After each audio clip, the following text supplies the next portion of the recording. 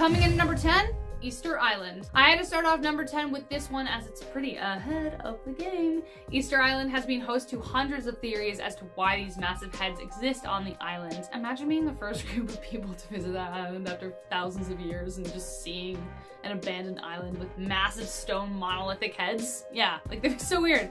That would be shocking, to say the least. But what's even more interesting about this island is what researchers have discovered actually happened. Around 1200 AD, Polynesians ventured to the island across the open sea to land on this 63 square mile lush island and name it Rapa Nui. They carved these immense 13 feet tall, 14-ton Maui monolithic structures out of volcanic stone and then moved them to different ceremonial structures. But how did they do that? Well, they had to cut down a bunch of trees so they could roll them to the places, which depleted the soil. They also cleared trees for agriculture, eventually leading them to burn grass, and with the addition of Polynesian rat stowaways, this would all eventually lead to the island's collapse. Easter Island, though once a mystery, now stands as an example of what happens when the appetite of humanity goes unchecked. There's more to unpack about this story that I don't have time to talk about, but a great book on this is Collapse by Jared Diamond and The Enigmas of Easter Island by John Flenley and Paul Bond. My boyfriend actually just finished reading the Collapse book, and it's very good, apparently. Number 9,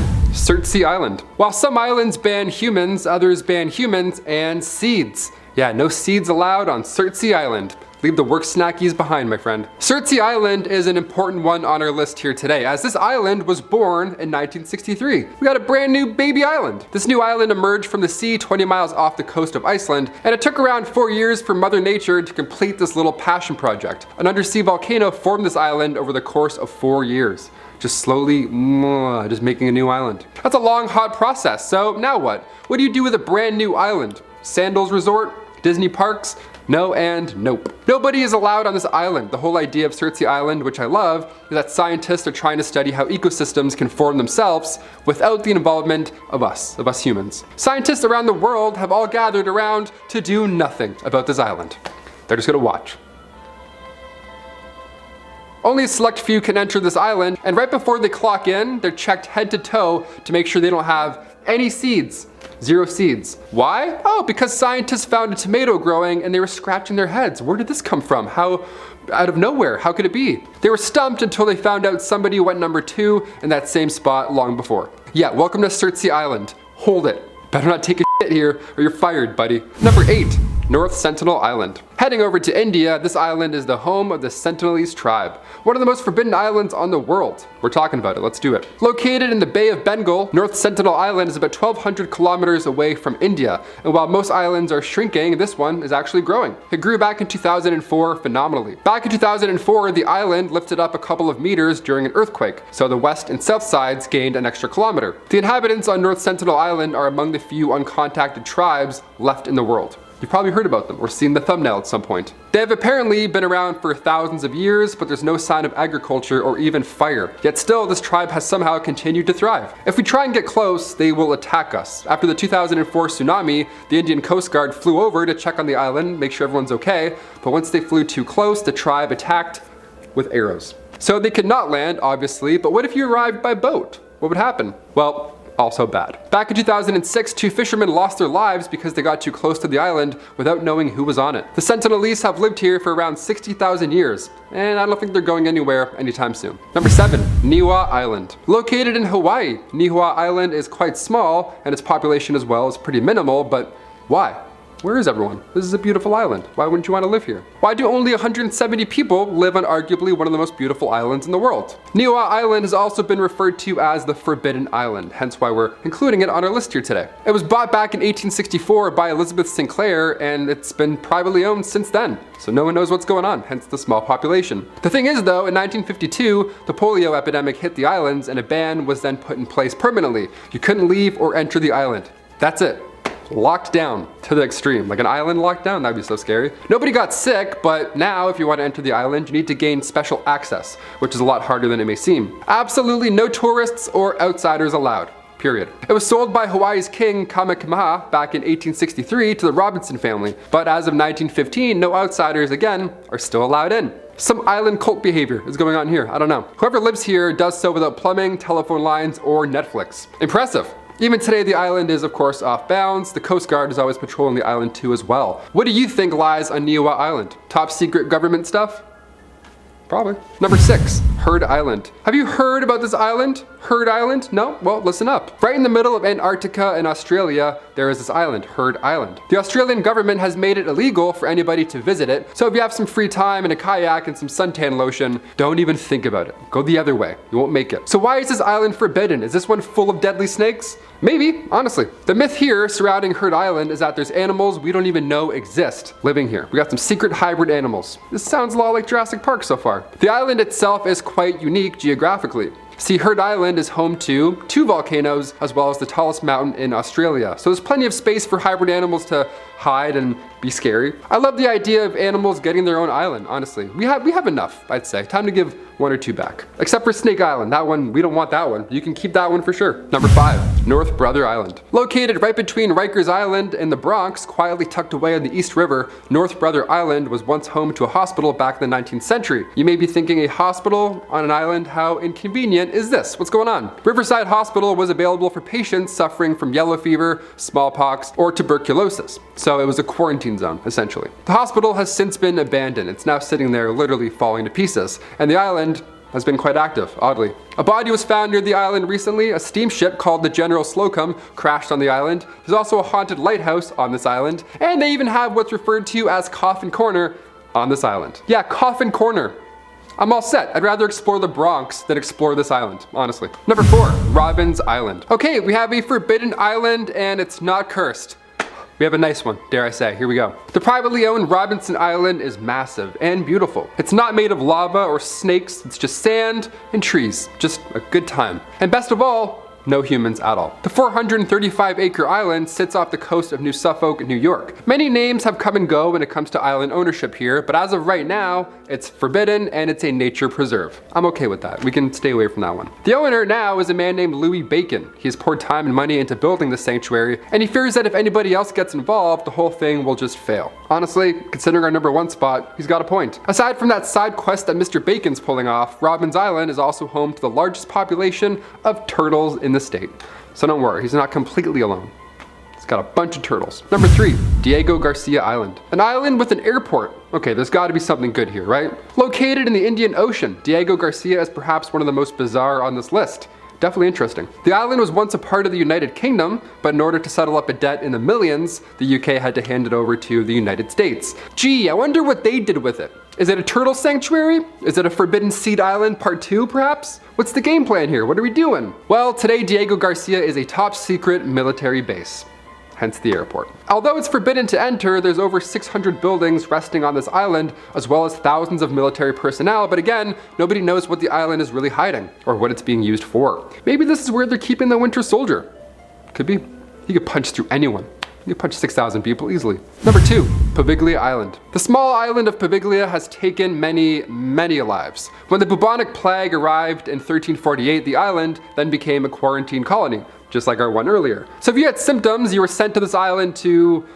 yeah, it was a sad reality. Not a lot of solutions back then. Again, in 1630, the Black Death crept in, and once again the center of this island became a mass graveyard. All bad so far. The soil, they say, is 50% human remains at this point. So if you're looking to plant some haunted sunflowers, there you go. There's your soil, weirdo. Today the island is abandoned, rightfully so. It's closed off to both tourists and locals. Hey, now that things are opening up again, what do you say we head to Poveglia Island? Check out some bubonic plague history. No? We're good? Alright, cool. We'll go to Niagara Falls. If its dark history doesn't scare you away, the ghost stories surrounding the island might. In the early 20th century, mentally ill patients were sent to this island, but the doctor that was responsible for curing them for all these treatments, he would actually try these bizarre, insane methods. Cruel methods, really. And the doctor himself ended up going mad, and he ended up jumping to his death from the bell tower. The bell tower no longer stands, but the soil is still 50% remains. So either way, ghosts or history, that's a no from me. I would rather go to number 1, Garbage Island. We must finish with this one, the largest island of them all. The Great Pacific Garbage Patch. Smells good. Smells like the ocean and all the garbage we've thrown into it. It's located in the North Pacific subtropical gyre. There's basically 4 of these large systems just swirling ocean currents, and some of them are chock full of garbage. Pretty disturbing, right? I've heard of the garbage patch before, but I had no idea how large it really was. This trash island is 3 times the size of France. And if that's not big enough for you, it's twice the size of Texas. Someone's like, oh, now I get it. This island is man-made, obviously, and it continues to grow. But it's not all grim, however, for our #1 spot. There is a team working on reducing that size. The environmental nonprofit Ocean Cleanup has removed around 65,000 pounds of trash. So maybe next time you see this, there'll be only 9 islands. We're hoping. Kicking off the list at number 10, Vulcan Point. This one for sure scratches the brain, okay? You may be thinking islands that don't make sense. It's not just a piece of land in the middle of a body of water. What's the big deal here? Well, most of the time, yeah, that's what an island is. But Vulcan Point, things get weird. It kind of depends where you're standing on this one. This island is located in the Philippines, and it's an island that's on a lake that's also surrounded by an island that's on the Pacific Ocean. Got it? Me neither. Number 9, Christmas Island in the Indian Ocean. Christmas Island sounds like the perfect place for Santa Claus to go vacation after his yearly escapades around the world, giving a bunch of children gifts, but unfortunately, that's not why this dog-shaped island is named that. In 1643, an English sea captain named the island on Christmas Day, so commemorating its discovery, so he named it Christmas Island. But it actually should have been called Crab Island because every year, 50 million bright red crabs migrate to the sea to spawn. This scuttling spectacle brings in tourists from around the world to visit around October and November, hoping to witness this massive event. Coming in at number 8, Sable Island, Nova Scotia. Next up we have Sable Island, Nova Scotia, home to the horsies. Sable Island is home to over 500 horses, and like the other animal-themed islands we will discuss later, spoilers, no one knows why. There are tons of theories as usual, horses being descendants of horses that survived shipwrecks, which by the way is another cool thing about this island. There are tons of shipwrecks, approximately 490. But beyond survivors, other theories as to how the horses got there involve Norsemen, Portuguese explorers, Acadians potentially leaving them on the island. There were so many horses at one time that the Canadian government almost had them removed and turned into pet food. The island experiences severe winters, so they thought it would help them? I don't know. What? But thank goodness that didn't happen. Children from across the country wrote in and said, don't you dare do that. Don't you dare do that. Now you can still visit today and see all of the beautiful horsies out in the wild. Number 7, Snake Island. Like snakes? Like them so much you wish you saw them everywhere you went? Then boy, do we have the island for you. Snake Island is around 25 miles off the coast of Brazil, and for some reason, snakes love to live there. Legend has it that the last person to venture too close was found adrift in a boat swimming in their own blood.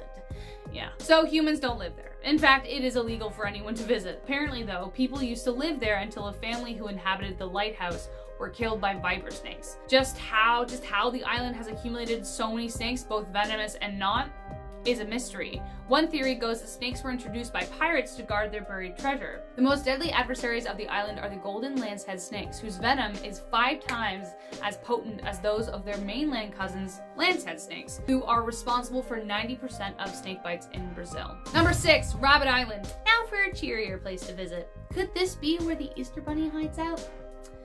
I don't know. About 2 miles off the coast of Takahara, Japan, there's a place where rabbits rule. A much cuter version of Snake Island, to be fair. Nobody is quite sure how so many rabbits came to be on this island besides, well, you know, their mating rituals. Rabbits multiply pretty fast. It used to be where the Japanese Imperial Army would secretly manufacture poison gas for World War II, such as mustard gas and phosgene. So one theory is that rabbits were taken to the island to use as testing subjects, and when the war ended, they were released, though other experts say they were euthanized when American soldiers came to the island. There were like 200 left. Either way, some must have escaped when, with no predators and eager tourists to feed them, they're just lounging on beaches, chilling out.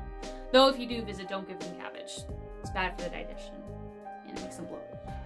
So give them like proper rabbit food. And number 5, the Island of Dolls. If you avoid horror films, especially when they involve dolls, then this is not the island for you. Island of Dolls is a notoriously creepy island tied to the eclectic life of Don Julian Santana Barrera. For some reason, Santana left his family behind to live on this isolated island, but he soon came across a grim discovery of a drowned girl in a lake, followed by a lone doll that floated down the river a while later. Thus began the Isle of Dolls. He hung the doll from a tree, but that wasn't enough. So Don Julian collected as many dolls from trash cans in varying conditions and continued to pay tribute to the girl. Whether or not she actually existed is debated, and many believe that Santana wasn't of sound mind. But when he died in 2001, his body was also discovered drowned in a canal in the same place he said he found the girl. This brought hundreds of people with dolls to the island to pay tribute to him and the girl, and if you choose to visit, you can too. Number 4. Next up we have HASHIMA Island, a place full of decay and dark secrets. The surface level story is that HASHIMA Island was once an undersea coal mining operation that was abandoned after materials depleted. Coal was discovered on the island in the 1800s, and Japan leapt at the chance to get ahead of the game. They even built apartments and schools on the island for the miners in 1916. Now the ruins sit overtaken by nature, and that should be that. But unfortunately, the miners weren't the only guests to take residency on the island. From the 1930s to the end of World War II, the island was used as a manual labor site for Korean civilians and Chinese prisoners who were forced into slave labor. It is estimated that over 1,000 workers died due to harsh conditions, malnutrition, and exhaustion. What used to be a sign of Japan's industrial vigor now sits in a gray area between a reminder of a cruel time and inspiration for future industry. Next up, we have the floating islands of Lake Titicaca. I love that word. If you're planning on taking a trip to Peru, then you know where to go. Lake Titicaca is the second largest lake in the world and is also home to dozens of man-made floating islands. They are constructed by the Uruchuluni tribe by braids of roots of the totora plant and range in size. The islands also have to be maintained by consistently ensuring that not too much earth is piled on. Every 20 days, they add another layer of totoro to the surface, which allows the island to keep its buoyancy. Though the island and its people still follow the traditional way of life, solar panels can be seen on some of the houses which they first started using in the 90s. Oh, and lastly, the lake is located at an altitude of 3,800 meters, so if you visit, make sure to bring your hiking boots.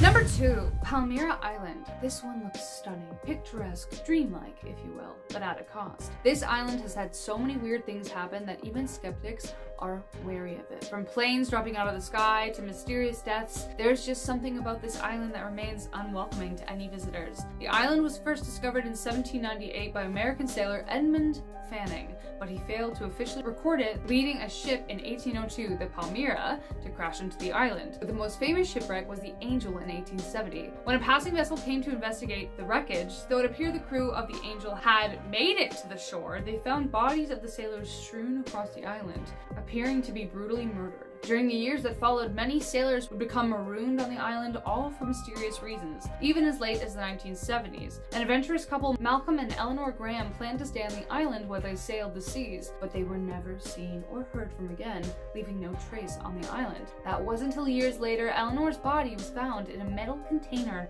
having clearly been brutally murdered.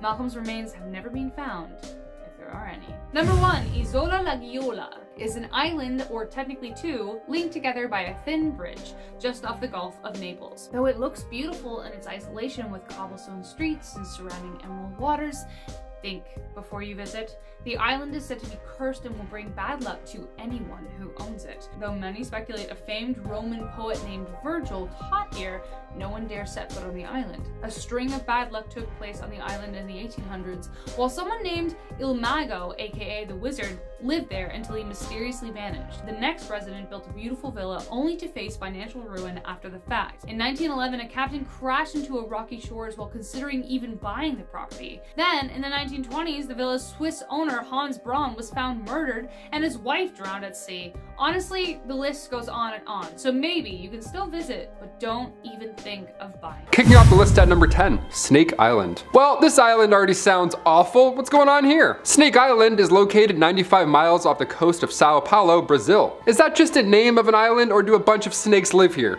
Well, sorry to tell you, both. What happened originally was thousands of years ago, the part of the land that once connected the island to mainland disappeared. The ocean rose up before any of these snakes had time to pack their snake bags, and they were stuck on this island forever. These snakes were stuck on the island decade after decade, so now these stuck snakes are just gonna mate and have more snakes. Now the island's full of snakes. The number of snakes is going up. Higher and higher, it's never stopping. One of the deadliest snakes in the world, the golden lancehead viper, yeah, there's over 4,000 of them on this island. It's horrible. Back from 1902 to the early 1920s, a few brave souls lived there and operated the lighthouse. But according to some local myths, the last lighthouse keeper was swarmed by snakes after he left a window open.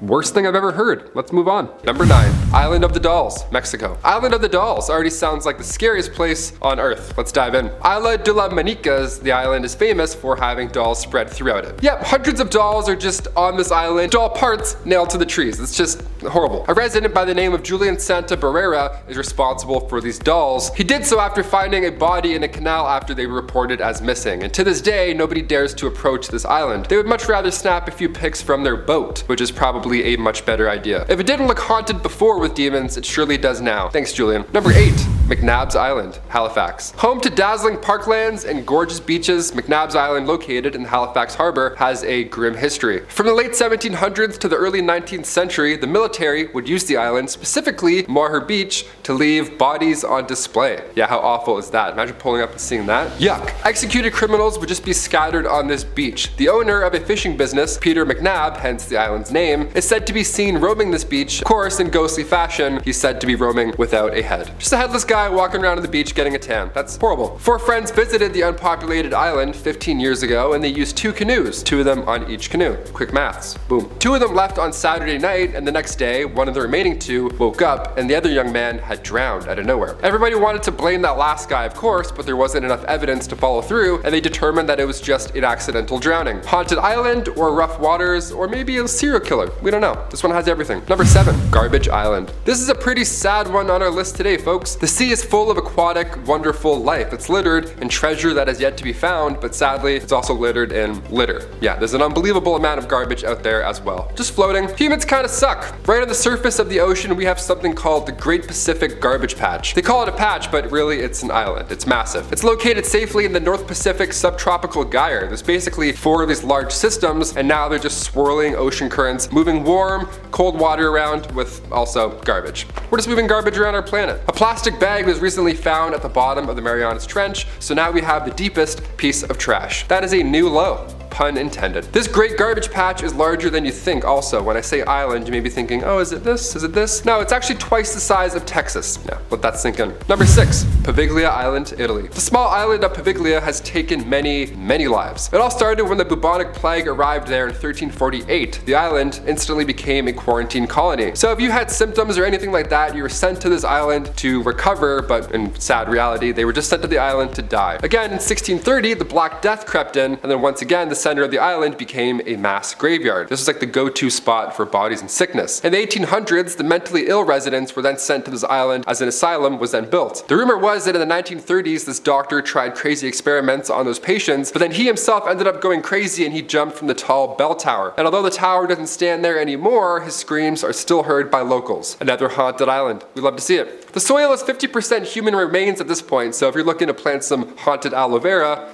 well, there's your spot. Number 5, Easton Beach, Rhode Island. Back in 1750, the Seabird, this big beautiful ship, slowly arrived and washed up on the shore of Easton's Beach. There was a big breakfast waiting on the table inside the ship, the kettle was boiling on the stove, but there was no sign of a crew anywhere near. Everything looked fine, no chairs were flipped, there were no frozen clocks, nothing haunting at all, no signs of violence or anything, paranormal. What makes this story creepy is that after the cargo was unloaded, the Seabird itself vanished overnight. So things are just disappearing. First it was the crew, and then the actual ship. Some believe the forces of the island took the crew and then soon after took the Seabird.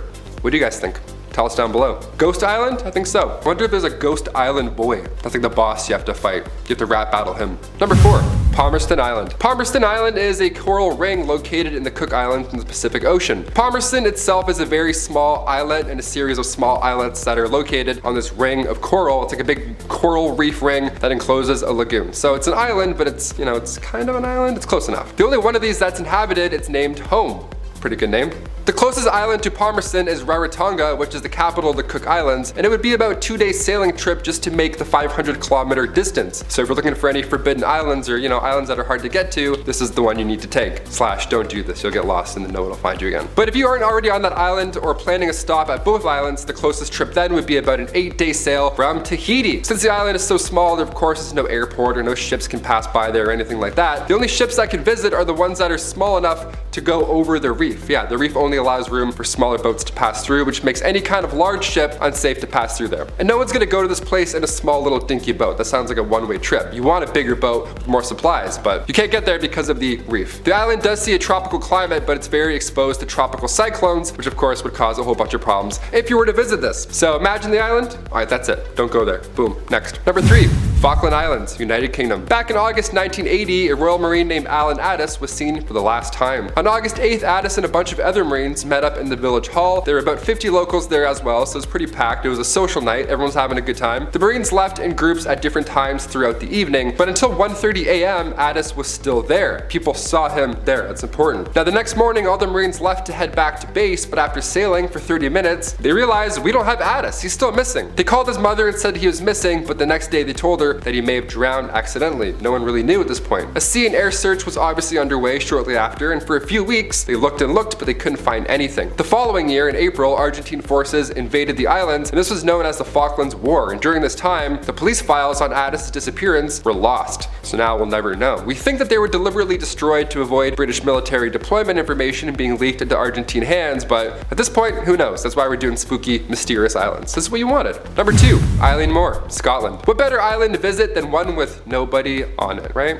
No one bugging you, you can walk around naked, try the bagpipe and stuff, get used to it, sound like a place. You're all alone, have fun. In 1900, a ship was heading to Flannan Islands, completely uninhabited, and on the ship we had Captain James Harvey and Joseph Moore. They were heading there to watch the lighthouse, but upon arrival, nobody greeted them beforehand. He blew his horn, they waited, still nobody came down. There would be a ship change, right? But no one was coming down at this point, so it's like, The replacement lighthouse keeper rowed to shore and then started walking up the steep set of stairs towards the lighthouse, but when he got there, he realized that the door was unlocked. It was kicked in, and then 2 of the 3 coats were also missing. Odd. Upon further investigation, he saw half-eaten food, a chair that had been tossed over, and the kitchen clock had stopped working. Hence why I mentioned that earlier. No sign of the keepers also, which is haunting. And when checking the lighthouse's log, the previous days were odd, what was written down. On the December 12th log, the second assistant, Thomas Marshall, wrote, "Severe winds, the likes of which I have never seen before in 20 years, but James was awfully quiet. And William, the 3rd lad, was crying the whole time." Well, sinister vibes for sure in that journal log. This is like the lighthouse movie in real life. I'm not on board with this. I'm never going here ever. No thank you. And finally, coming in number 1, Roanoke Island, North Carolina. Just off the coast of what is now North Carolina, back in August 1587, around 100 English settlers arrived to Roanoke Island. We had John White, the governor of the new colony, and he had to sail back to England to grab more supplies. Now, while he was away, a naval war broke out between England and Spain, so his commute was obviously delayed a tad. He got back 3 years later in 1590 with said supplies. He's like, "Hey guys, sorry I'm late. There was a naval war, you know how it is." Upon arrival, however, nobody was there anymore. His wife, daughter, granddaughter, everyone among the 100 or so inhabitants, they all vanished. The only hint as to where they went or what happened was the words Crow carved onto a tree. Croatoan was the name of the Native American tribe that lived on the island as well, but after looking for evidence, theories, even archaeological exploration, experts still actually can't figure this one out. Little fun fact, I've actually been to this island back when I was 16, so this one really creeps me out. I found this out after I went, which is like a nice feeling. I think that's better, I don't know.